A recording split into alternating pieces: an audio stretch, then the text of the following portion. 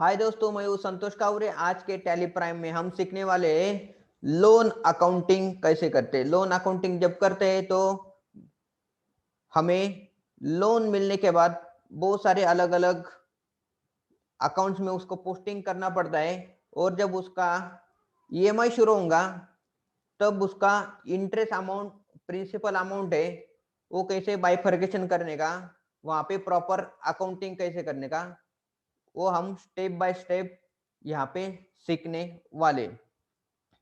तो यहाँ पे है कि मैं मेरा एक्सेल में वर्किंग है वो शेयर कर लेता हूँ। हम यहाँ पे एचडीएफसी बैंक से लेने वाले, यहाँ पे 20,000 लोन ऐसा लिया है, ऐसा आप एज्यूम करो। उसका जो रेट ऑफ इंटरेस्ट है 10% पर एनम होगा, और यहाँ पे जो पीरियड है वो भी होगा यहाँ पे 10 ईयर। 10 के लिए है कि 10,000 10% rate of interest and 10 year का उसका पीरियड। तो 10 ईयर्स यानी इसका होता है कि 120 मंथ, इतने मंथ्स हो जाते हैं। तो जब भी हम दोस्तों, एक आपको याद रखने का है, जब भी हम लोन किसी बैंक से लेते हैं तो वहां पे क्या है कि हमें जितना लोन हमने अप्लाई किया है उतना लोन तो वहां पे सैंक्शन हो जाता है, मगर जब यहाँ पे हमें हमारे बैंक में जब ट्रांसफर होता है लोन, तो पूरे के पूरे अमाउंट यहाँ पे ट्रांसफर नहीं होती, उतना नहीं मिलता। वो क्यों नहीं मिलती? ये होता है कि यहाँ पे देखो कि हमने अगर 20 लाख रुपए यहाँ पे लोन लिया है, तो उसमें जो एक जो प्रोसेसिंग फीस होती है, लोन प्रोसेसिंग फीस, वो फीस यहाँ पे चार्ज करते हैं लोग। वो कभी कभी 0.5%, 0.3% और 1% भी होने के चांसेस है। तो यहाँ पे हमने हमारे कैलकुलेशन के लिए 0.5% ऑन लोन अमाउंट 20,000 है, उसके ऊपर यहाँ पे फॉर्मूला दिया है 0.5%। तो यहाँ पे 10,000 रुपये जो है प्रोसेसिंग फीस चार्ज होंगी। उसके बाद में होगा यहाँ पे स्टैम्प ड्यूटी। जब भी लोन लेते तो कुछ सर्टन अमाउंट है, गवर्नमेंट की स्टैम्प ड्यूटी का वहां पे यूज करना पड़ता है। तो जो यूज है at the time of disbursement of loan, bank जो है वो स्टैम्प ड्यूटी वहां पे यूज करते हैं। तो उसका जो चार्जेस है हमारे लोन अकाउंट में वो रिकवरी होता है। तो यहाँ पे 2,000 रुपीज है वो स्टैम्प ड्यूटी चार्जेस हमने लेस किया है। और उसके बाद में होता है कुछ अदर हैंडलिंग चार्जेस जो है वो भी यहाँ पे चार्ज करते हैं कभी कभी। तो उसका अदर चार्जेस करके यहाँ पे हमने 1,000 रुपीज कंसिडर किया।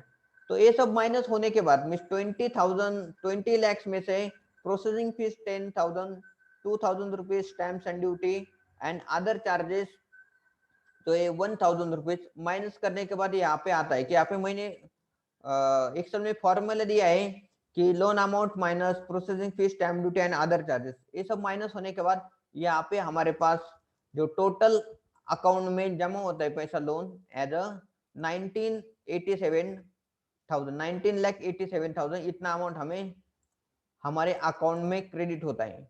तो जो डिफरेंस होता है तो इतना होता है। टोटल डिफरेंस अमाउंट जो है यहाँ पे आपको दिखाई देगा। टोटल डिफरेंस अमाउंट है वो 13,000 रुपये होता है। यहाँ पे 13,000 रुपये जो डिफरेंस हो गए, तो उसका हम अकाउंटिंग कैसे करेंगे वो पहले देखते हैं कि एचडीएफसी बैंक से हम लोन लेंगे तो कौन से लेजर से हमें क्रिएट करने पड़ेगी टैली में। तो मैं मेरा जो टैली है यहाँ पे ओपन कर लेते हैं। तो सबसे पहले कि हमें क्रिएट करना पड़ेगा एचडीएफसी बैंक का लोन अकाउंट। तो वहां पे मैं जाता हूँ कि क्रिएट लेजर। तो हम लेजर क्रिएट करेंगे तो यहाँ पे होंगे एचडीएफसी बैंक लोन, और वहां पे अकाउंट नंबर आपको डालना जरूरी है। कभी कभी हमने 2 लोन लिया तो पता होना चाहिए कि जो ईएमआई कौन से लोन में गया है। तो जब भी आप कौन सा भी लेजर क्रिएट करेंगे, बैंक का है या लोन अकाउंट का, वहां पे एटलीस्ट लास्ट 4 डिजिट है वो यहाँ पे मेंशन होना चाहिए। और उसको अंडर ग्रुप जो देंगे वहां पे आएंगे कि लोन्स एंड लाइबिलिटी, क्योंकि हमारा लोन्स एंड लाइबिलिटी है, लोन ले रहे तो लोन्स एंड लाइबिलिटी आएगा। कॉस्ट सेंटर की जरूरत नहीं यहाँ पे। बाकी सब चीजें मैं यहाँ पे एंटर करके ये जो है सेव कर देता हूँ। तो मैंने ये जो है सेव कर दिया। सेव होने के बाद जो है बाद में हमें क्रिएट करना पड़ेगा ये 3 लेजर। ये 3 लेजर है, ये यहाँ पे होती है कि processing fees, stamp duty and other charges. तो वो 3 लेजर है वो भी हमें यहाँ पे क्रिएट करना पड़ेंगे। तो यहाँ पे हम जो क्रिएट करते कि bank processing charges,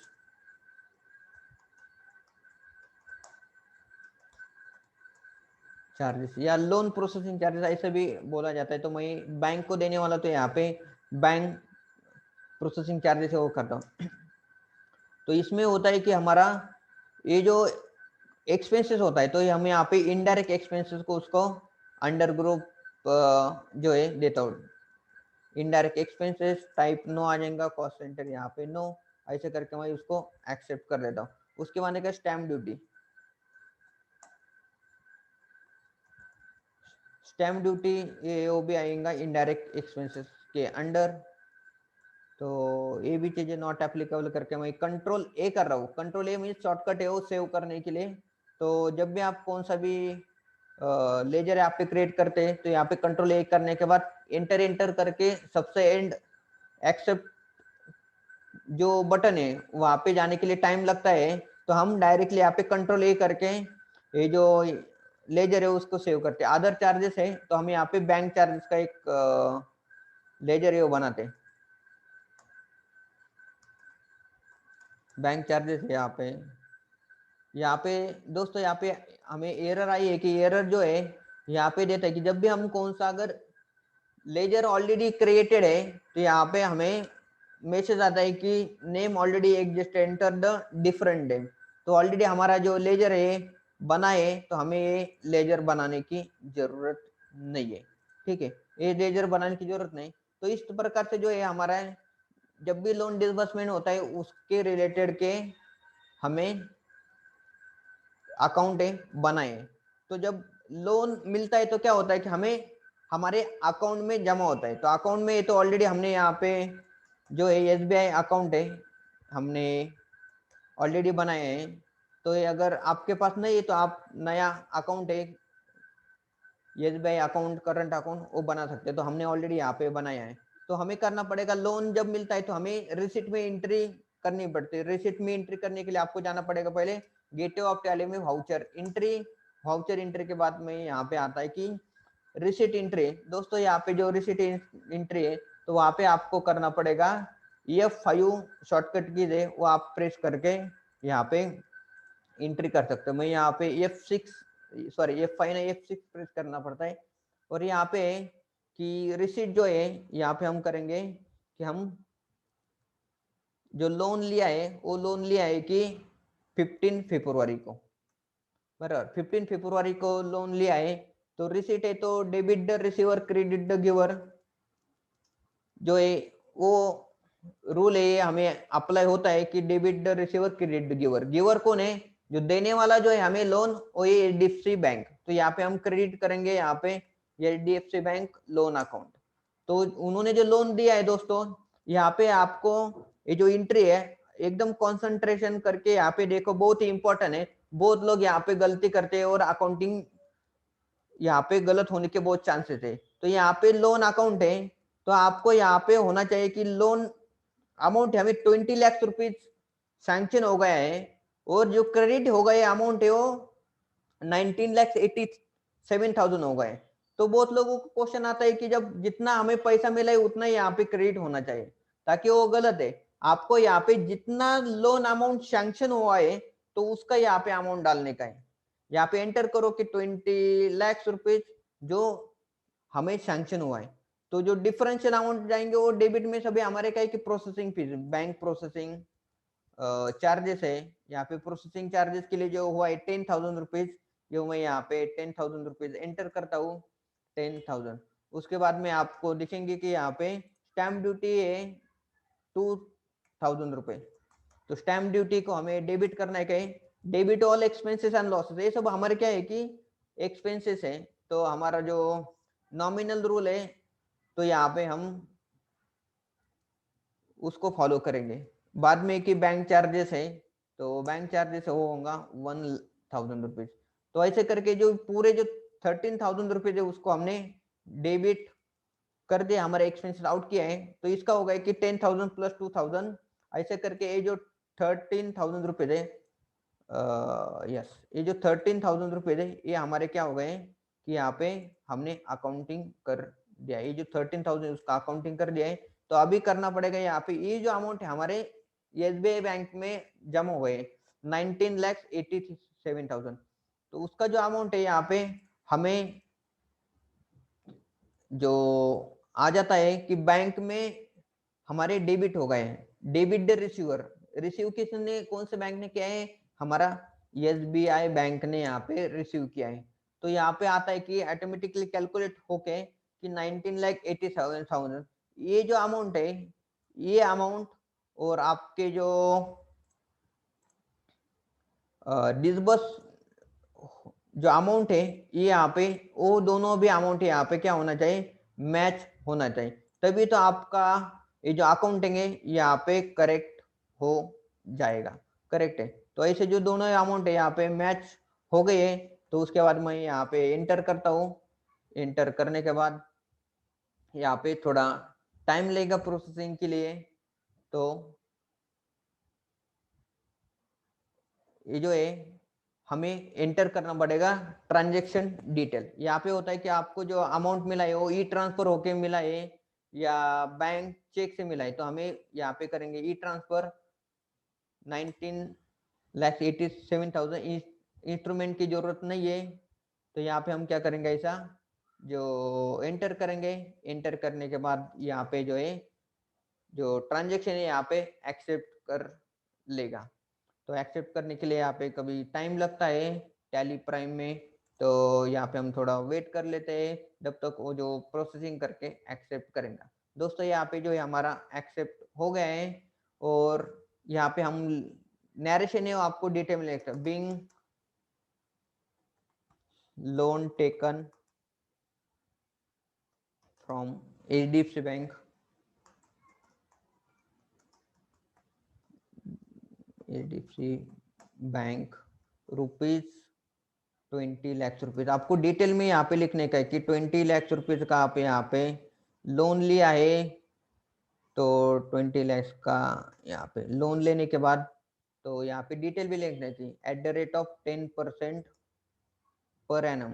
per annum से हमने जो है वो यहाँ पे हमने क्या किया है कि लोन लिया है। तो दोस्तों यहाँ पे हमने लोन है उसका जो एंट्री है यहाँ पे कर दिया है। तो यहाँ पे कि पर एनम जो है 10% फॉर आएगा 10 ईयर्स के लिए।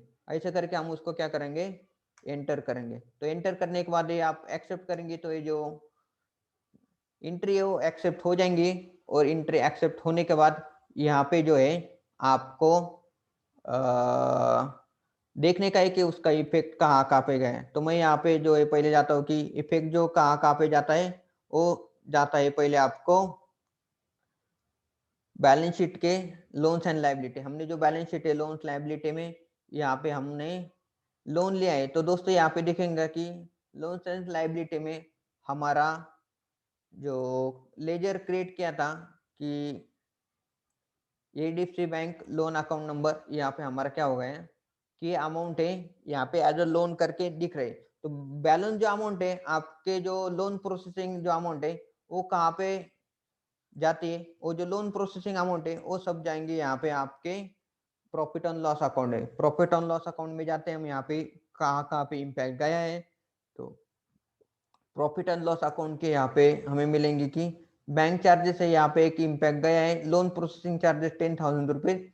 और फिर यहाँ पे आया है कि स्टैम्प ड्यूटी, यहाँ पे कि स्टैम्प ड्यूटी, दूसरा है कि यहाँ पे लोन प्रोसेसिंग चार्जेस, और उसके बाद में आएंगे कि बैंक चार्जेस। बैंक चार्जेस यहाँ पे 1,000 रुपीज आए, मगर आप बोलेंगे यहाँ पे 1,300 क्यों आए। 1,300 इसके लिए आया है कि इसके पहले हमने कुछ जो एंट्री है वो किया था 300 रुपीज का। तो मैं आपको दिखाता हूँ दोस्तों, देखो फरवरी में जो है 1,000 रुपीज है, और मार्च में हमारा जो दूसरा एंट्री किया था। तो इस प्रकार से जो है हमारा लोन जो डिसबर्समेंट है उसका आप इस तरह से जो है एंट्री कर सकते हैं। मगर लोन डिसबर्समेंट की तो एंट्री हो गई कि आपके पास लोन आ गया, मगर लोन आने के बाद आपको जो ईएमआई जो पे करते हैं तो उसका एंट्री कैसे होगा। तो यहाँ पे मैं आपको एक स्क्रीन शेयर करता हूँ। तो यहाँ पे मैंने ईएमआई कैलकुलेटर कर दिया है। तो यहाँ पे मैंने जो 20 लाख रुपीज लोन का अमाउंट एंटर कर दिया है, और यहाँ पे मैं जो बाकी का चीज है तो एंटर कर देता हूँ, ताकि जो है इंटरेस्ट रेट यहाँ पे हमने किया था 10%। 10% इंटरेस्ट रेट जो है यहाँ पे फिर प्रोसेस हो गए, और 10 ईयर है यहाँ पे आएगा 10 ईयर्स के लिए। तो 10 ईयर्स के लिए 10% इंटरेस्ट है। तो यहाँ पे जो है लोन का जो ब्रेकअप यहाँ पे हमें दिखाई देता है कि आपका टोटल ब्रेकअप कितना अमाउंट रहेगा। तो जब भी हम यहाँ पे क्या करेंगे कि लोन लेंगे, तो ग्रीन जो पोर्शन है वो एक प्रिंसिपल अमाउंट कितना जाने वाला है, और जो ऑरेंज कलर है उसमें दिया है कि इंटरेस्ट अमाउंट कितना जाना। तो यहाँ पे भी आता है कि 20 लाख के लोन के ऊपर आपको टोटल जो है इंटरेस्ट पे होने वाला है कि 11,71,618 रुपीज, और इंक्लूडिंग इंटरेस्ट एंड प्रिंसिपल आपको जो पेमेंट करना पड़ेगा तो होता है कि 31 लाख रुपीज यहाँ पे, और जो ईएमआई है यहाँ पे कि 26,430 रुपीज। इतना जो 26,420 रुपए का जो ईएमआई लोन है, तो यहाँ पे आपको हर महीने आपको करने वाले। तो जब लोन ईएमआई आप ये करने वाले रीपेमेंट करने वाले, तो उसका आपको हर महीने क्या करना पड़ेगा, जो उसका एंट्री करना पड़ेगा। तो यहाँ पे दोस्तों एक पूरे साल का आपको यहाँ पे उन्होंने क्या किया है कि रीपेमेंट शेड्यूल किया है कि 2021 में कितना प्रिंसिपल जाने वाला इंटरेस्ट, उसका टोटल क्या है, और after the end of the 2021 आपके पास कितना जो बैलेंस रहने वाला है। और यहाँ पे आपको दिखाई देगा कि लोन अमाउंट आपने टोटल पेड कितना क्या है, 5% पेड किया, उसके बाद में 20% पेड करके आफ्टर 10 ईयर यहाँ पे 100% पेमेंट होने वाला है। तो इस प्रकार से यहाँ पे जो है कि डिटेल्स यहाँ पे दिए। तो हमें जो है कि जब हम इसका ईएमआई का एंट्री करते हैं तो ईयरली एंट्री नहीं होता, वो क्या होता है कि मंथली एंट्री होता है। तो यहाँ पे जो है यहाँ पे साइन दिया है कि प्लस का सिग्नेचर। तो यहाँ पे मैं क्या कर लेता हूँ कि एंटर करता हूँ।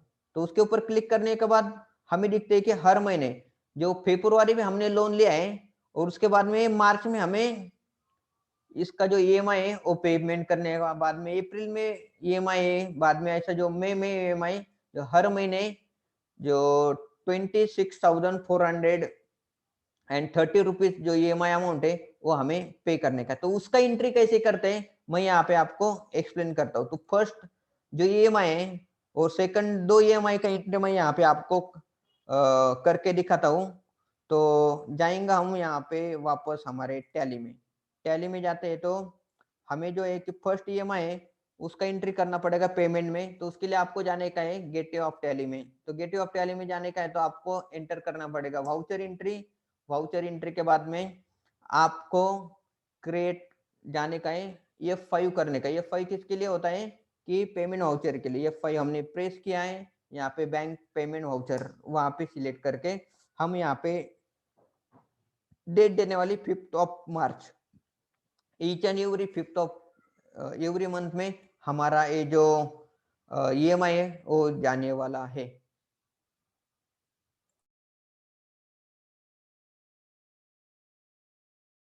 तो 5th ऑफ मार्च को हमने यहाँ पे डेट दी है। तो डेट देने के बाद यहाँ पे हमें डेबिट करने का है। तो डेबिट किस चीज को करेंगे, आपको है कि एचडीएफसी बैंक को आप जो है debit the receiver credit the giver. तो रिसीव कौन करने वाला है ईएमआई, एचडीएफसी लोन अकाउंट है वो रिसीव करने वाला है। तो डेबिट द रिसीवर है। यहाँ पे डेबिट अमाउंट कितना जाएगा, तो यहाँ पे दोस्तों जाएगा आपका प्रिंसिपल अमाउंट। तो प्रिंसिपल यहाँ पे अमाउंट है, ये आपको देखने का प्रिंसिपल अमाउंट है यहाँ पे जो है 9763, ये प्रिंसिपल अमाउंट है। करेक्ट, 9763 जो प्रिंसिपल अमाउंट है। तो यहाँ पे हम करेंगे 9763, ये प्रिंसिपल अमाउंट है। उसके बाद में जाएंगे आपको क्या करने का है कि प्रिंसिपल अमाउंट के बाद में आपको है यहाँ पे इंटरेस्ट अमाउंट है वो भी करनी पड़ती है। तो यहाँ पे क्रेडिट आया है तो हम क्या करेंगे, इंटरेस्ट भी हमारा खर्चा होता है, डेबिट ऑल एक्सपेंसेस होता है, तो यहाँ पे हम डेबिट करेंगे। और यहाँ पे इंटरेस्ट ऑन लोन, तो इंटरेस्ट ऑन लोन अमाउंट है यहाँ पे, तो जो अमाउंट है यहाँ पे हम अनसिक्योर्ड लोन है, मगर ये हमारा अनसिक्योर्ड नहीं कि यहाँ पे हम करते हैं अनसिक्योर्ड लोन, ठीक है। इंटरेस्ट ऑन अनसिक्योर्ड लोन, तो लोन का जो अमाउंट, इंटरेस्ट का जो अमाउंट है वो हमें एंटर करना है। तो इंटरेस्ट का हम यहाँ पे चेक करेंगे दोस्तों। यहाँ पे जो इंटरेस्ट अमाउंट है यहाँ पे दिया है कि 16,667, 16,667 रुपए है, वो यहाँ पे कितना है इंटरेस्ट का अमाउंट है। तो ये जो इंटरेस्ट अमाउंट है वही इंटरेस्ट है हम हमारे टैली में यहाँ पे 16,667 ये जो अमाउंट यहाँ पे आएंगी। तो आपका जो कॉस्ट सेंटर है यहाँ पे हम एंटर करते हैं, कॉस्ट सेंटर के बाद में जाएगा यहाँ पे जो ईएमआई है वो कौन से बैंक से जाने वाला है। तो ईएमआई हम एक्सिस बैंक से नहीं, हमारा ईएमआई जाने वाला है एसबीआई बैंक से। तो एसबीआई बैंक है debit the receiver credit the giver, credit the giver जो है वो ईएमआई कौन से बैंक से देने वाले, हम देने वाले एसबीआई बैंक। गिवर कौन है, एसबीआई बैंक है। तो यहाँ पे हम देंगे कि टोटल ईएमआई एसबीआई बैंक, यहाँ पे एंटर करने के बाद इसका जो टोटल अमाउंट है यहाँ पे ऑटोमेटिकली प्लस होके वैसे डेबिट अमाउंट दोनों प्लस करके यहाँ पे 26,430 रुपीज यहाँ पे आता है। तो वैसा आप यहाँ पे भी चेक कर सकते हैं कि उतना अमाउंट आया क्या। तो हमारे पास भी यहाँ पे कि टोटल अमाउंट 26,430, उसका जो balance principal amount plus interest amount करके इतना अमाउंट आया है।